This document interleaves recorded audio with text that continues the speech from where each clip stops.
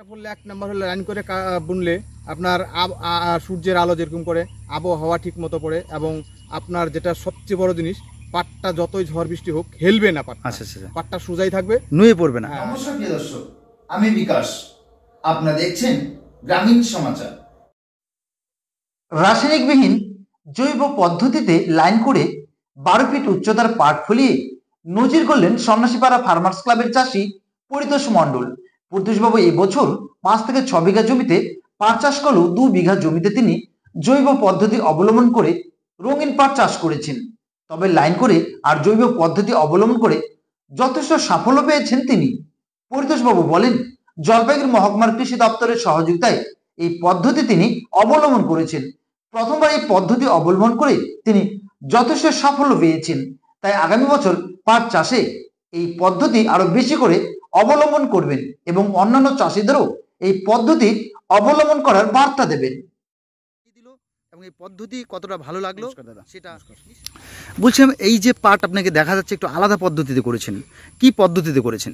এটা অ্যাকচুয়ালি জলপাইগুড়ি সদর ব্লক আমাদের এটা নির্দেশ যে সন্ন্যাসীপাড়া ফার্মার্স ক্লাব থেকে কম করে 20 থেকে 25 বিঘা আমাদের এক জায়গায় একত্র হয়ে লাইন করে পাট করতে হবে। আচ্ছা, এটা লাইন পদ্ধতি? হ্যাঁ, এটা লাইন করে আমরা পাট করছি। কিভাবে দানাটা লাইন করে আমাদের সদর দপ্তর থেকে, কৃষি দপ্তর থেকে সরকারি যে মেশিন, আচ্ছা, সেই মেশিন আমাদের দিয়েছে।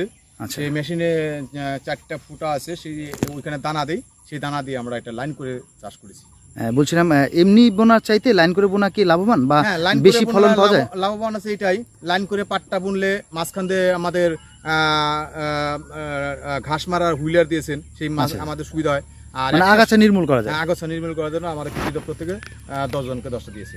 বলছিলাম কেমন ফলন এসেছে? এই পাটটা পড়লে এক নাম্বার হলো লাইন করে বুনলে আপনার সূর্যের আলো যেরকম করে আবহাওয়া ঠিক মতো পড়ে এবং আপনার যেটা সবচেয়ে বড় জিনিস পাটটা যতই ঝড় বৃষ্টি হোক হেলবে না পাটটা। আচ্ছা আচ্ছা, পাটটা সোজাই থাকবে, নুয়ে পড়বে না। হ্যাঁ না, পাটটা নুয়ে পড়বে না। মানে কতটা ফলন আসবে বিঘাতে? এটা বিঘাতে যে তুলনায় যদি এটা আসে 8 মণ, এটা বিঘাতে 2 থেকে 3 মণ বেশি আসবে। বেশি আসবে, মানে 11 মণের মতো হবে। হ্যাঁ হ্যাঁ। কত ফিট লম্বা হয়েছে এটা? আপাতত যেটা পাটটা আমার দেখা যাচ্ছে এতে 6 ফিট হয়ে গেছে, ধরো 6 থেকে আর ধরো মোটামুটি 10 থেকে 12 ফিট লম্বা হয়। 12 ফিট আসবে। কতদিন সময়ের মধ্যে এটাকে কাটতে হবে? 3 মাস, 3.5 মাসের মধ্যে মোটামুটি এটা কমপ্লিট হয়ে যাবে। জমি থেকে কাটা নিয়ে শুরু হয়ে যাবে। বলছিলাম কি কি ব্যবহার করেছেন জৈব রাসায়নিক? এটা জৈব রাসায়নিক আপনার কৃষি দপ্তরকে যেটা দিয়েছেন, আপনার যেটা আপনার কীটনাশক যেটা স্প্রে করার সেটা আমরা দিয়েছি, যেটা আপনার ফাঙ্গিসাইড সেটাও ধসার জন্য ওটা আমরা দিয়েছি, এবং যেটা বিভিন্ন, এবং যেটা আর একটা কথা হচ্ছে আমাদের পাট যেটা পচানোর জন্য আমাদের কৃষি দপ্তর থেকে যেটা আপনার ওই যেটা রং ভালো করার জন্য সেই পাউডারটা আমাদের আগামী দিনে দিবে, মানে কালারটা ঠিক মতো আসার জন্য।